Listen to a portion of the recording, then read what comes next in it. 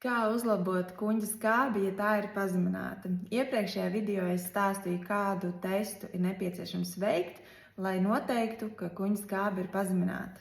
Numur 1. Lieto fermentētus ēdienus. Tie ne tikai uzlabo mikrobiomu, bet arī labvēlīgi iedarbojas uz sāls skābi. Otrais ieteikums – ūdens glāzē iejaukt 1 tējkroti kvalitatīvu fermentētu ābolu etiķi.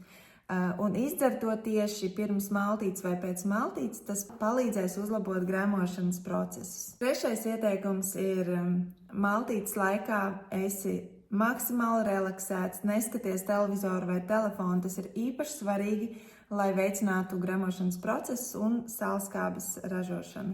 Un pievērs uzmanību tam, cik ūdeni tu izdzer ikdienā. Tiem ir jābūt vismaz 30 ml uz 1 svara kilogramu.